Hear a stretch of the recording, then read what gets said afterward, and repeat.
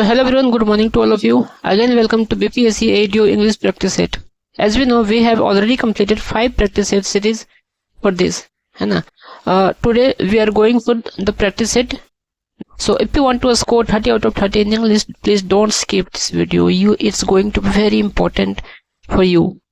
Today we will set our target for 30 out of 30, है ना. चलिए, तो इसी टारगेट को सेट करते हुए हम लोग आगे आज अपना क्वेश्चन नंबर 1 देखते हैं, जो कि हमारा होगा कॉम्प्रिहेंशन से. तो फ्रेंड, कॉम्प्रिहेंशन में होते हैं 1 से लेकर के 5 क्वेश्चन, है ना. अब उन 5 क्वेश्चंस को हम लोग करेंगे 1 से लेकर के 5 तक 1 बाय 1. चलिए शुरू करते हैं. तो हमारा पहला क्वेश्चन है कि where was Nitish Kumar born. जो हमारे प्राइम मिनिस्टर है नीतीश कुमार, है ना, वो चीफ मिनिस्टर जो है हमारे नीतीश कुमार, वो उनका जन्म कहाँ हुआ था वो पूछा जा रहा है ना. तो उनका जन्म हुआ था बख्तियारपुर में. कहाँ हुआ था? बख्तियारपुर में. ठीक है, तो ऑप्शन नंबर बी जो है वो करेक्ट हो जाता है. ठीक है, चलिए नेक्स्ट क्वेश्चन है what was his education qualification. उन्होंने किस चीज की पढ़ाई की थी? तो उन्होंने इंजीनियरिंग की हुई थी. ठीक है, उन्होंने इंजीनियरिंग की हुई थी. क्वेश्चन नंबर 3 है विच movement started his political journey, है ना. तो उन्होंने जेपी मूवमेंट जो कि 1970 में हुआ था, उसके थ्रू उन्होंने अपना पॉलिटिकल जर्नी को शुरू किया था. What did he mainly focus on chief minister. Chief minister बनकर के उन्होंने मेनली किस चीज पे फोकस किया? तो उन्होंने गवर्नेंस एंड डेवलपमेंट पे फोकस किया. What is he called, why is he called सुशासन बाबू. उन्हें सुशासन बाबू क्यों कहा जाता था, है ना. क्योंकि देखिए उन्होंने गवर्नेंस और डेवलपमेंट पे फोकस किया. तो वही चीज है यहाँ पे, फॉर गुड गवर्नेंस, अच्छी सरकारी कामों के लिए उन्हें सुशासन बाबू के नाम से जाना जाता था.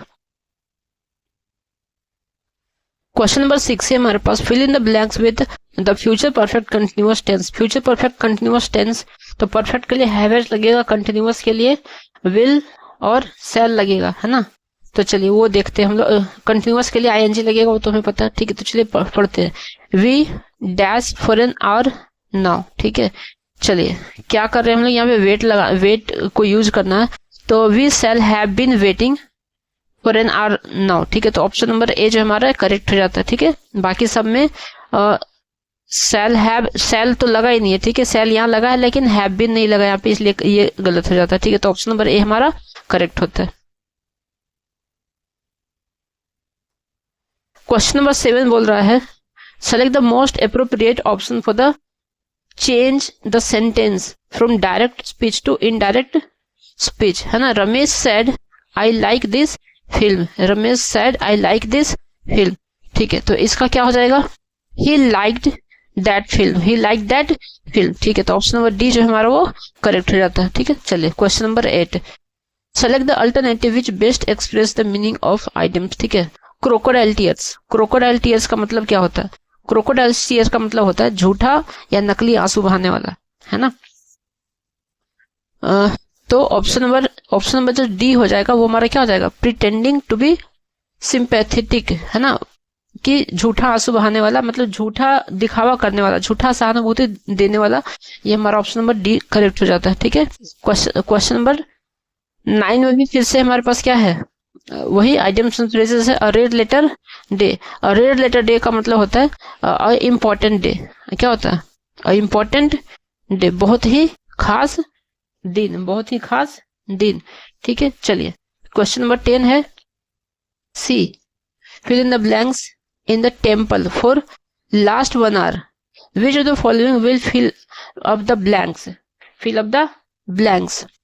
तो C has been sitting in the temple for last 1 hour. ठीक है, अच्छा अभी इस ऊपर वाले में भी क्वेश्चन में और यहाँ पर भी हमें दिख रहा है ना, जहां पर भी सिंस या फॉर का इस्तेमाल होगा. ठीक है, और उसके बाद टाइम वगैरह दिया रहेगा. ठीक है, तो उसमें याद रखेंगे कि ये वाला चीज इस्तेमाल होता है. ठीक है, याद रखेंगे. Have has been plus before यानी कि आईएनजी इस्तेमाल होता है. ठीक है, ये सब याद रखेंगे, ये सब पकड़ने का है. ठीक है, चलिए question number 11 choose the correct synonyms for the word gregarious. Gregarious, तो ग्रेगेरियस का मतलब ग्रेगेरियस का मतलब होता है मिलनसार, है ना, जो सामाजिक होते हैं, जो लोगों से मिलजुल करके रहते हैं, उनका मतलब होता है ग्रेगेरियस। ठीक है, तो हमसे पूछा क्या है, इसका सिनोनिम पूछा है, सिनोनिम पूछा है।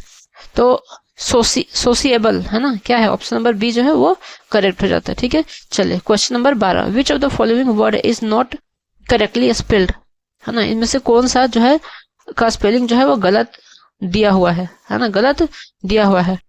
तो यदि हम पढ़ें अपार्थेड, ऑप्शन नंबर डी जो है हमारा गलत स्पेलिंग होता है ना, ऑप्शन नंबर डी जो है क्या है, गलत स्पेलिंग है। Question number 13, fill in the blanks with article wherever necessary, जहां पे आर्टिकल का जरूरत हो वहां पे हमें आर्टिकल सुटेबल लगाना है। लेट अस प्ले, क्या, a game, the game, an game, क्या होगा। तो क्वेश्चन नंबर 13 का अ गेम, है ना, late us play a game. ठीक है, ऑप्शन नंबर बी हमारा करेक्ट हो जाता है। चलिए question number 13, complete the sentence with the correct option. When I reflect on the pleasant memories of my childhood, I am overcome by a wave of, है ना, पुरानी यादों का दुख भरा सुख या घर की यादें, ये होता है इसका अर्थ, है ना। तो क्या हो जाएगा ऑप्शन नंबर इसका D, option number D, nostalgia, है ना, ये ऑप्शन हो जाएगा इसका। ठीक है, चलिए question number 15, change the voice of the given sentence. Sugar tests sweet, sugar tests sweet, sugar is sweet when it is tested. तो ऑप्शन नंबर बी जो हमारा करेक्ट हो जाता है। ठीक है, क्वेश्चन नंबर 16 पे आते हैं। क्वेश्चन नंबर 16 बोल रहा है बारिश होने लगी, है ना, it began to rain, option number D correct है। ठीक है, 17, select the most appropriate option to change the sentence from direct speech. ठीक है, वही चीज है ना, डायरेक्ट से इनडायरेक्ट में बताना है। When can we have lunched, she asked when they could have lunch, option number C correct हो जाता है। 18, select the most appropriate option to fill in the blanks. The weather in the mountains can be rather unpredictable, है ना, rather unpredictable। ठीक है, option number B. select the most appropriate option that can be suitable, substitute the bold word in the given sentences, है ना। तो इसमें option number B ये हमारा क्या हो जाता है, करेक्ट हो जाता है। ठीक है, जनरल जिसका मतलब होता है सामान्य, और यहाँ पर भी इसका मतलब क्या होता है, सामान्य। ये पीछे जो है ना, हमने जो प्रैक्टिस किया था उसमें से ये रिपीटेड क्वेश्चन है। ठीक है, 2-3 क्वेश्चन रिपीटेड आ रहा है same to same. Select the option that can be used as one word substitute for the given group of words. A state or feeling of great unhappiness or suffering, क्या मतलब होता है इसका मतलब होता है ना, बहुत दुख या कष्ट की स्थिति, है ना।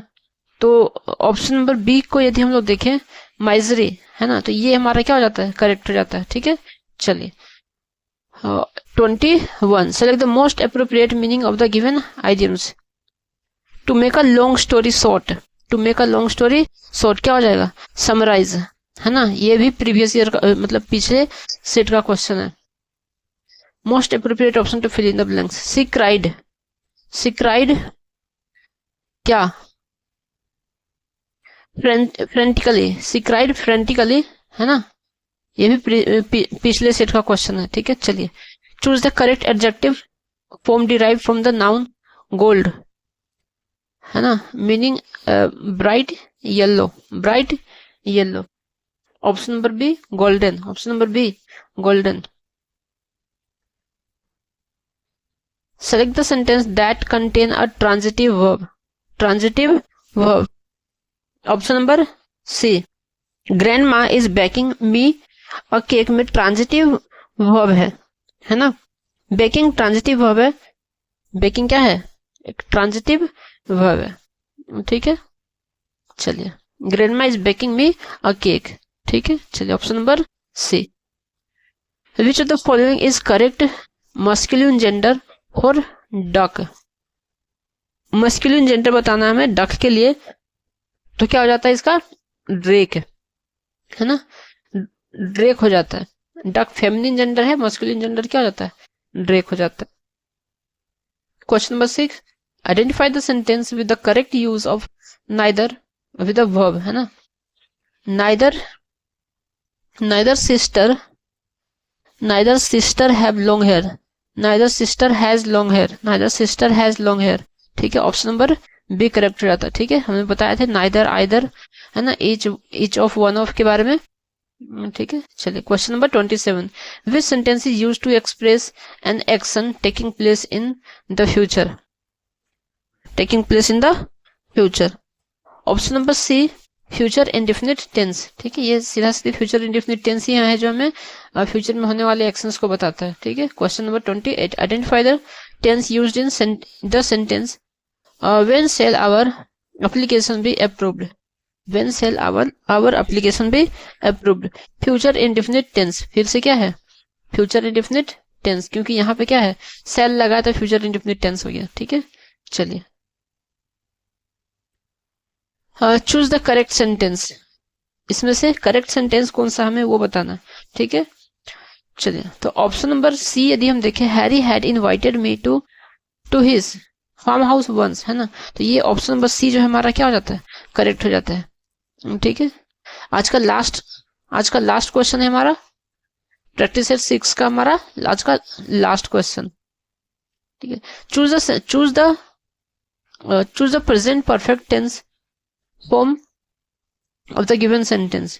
The manager shall be on leave. The manager shall be on leave. ठीक है, क्या होगा इसका, the manager has been on leave. The manager has been on leave. Option number D जो हो जाता है हमारा करेक्ट हो जाता है। तो इस तरह से हम लोगों ने बीपीएससी एडीओ का प्रैक्टिस सेट नंबर 7 को कर लिया। ठीक है, प्रैक्टिस सेट नंबर किसको, 7 को कर लिया। ठीक है, तो चलिए मिलते हैं अपने नेक्स्ट प्रैक्टिस सेट में, तब तक के लिए बाय बाय, धन्यवाद, थैंक यू।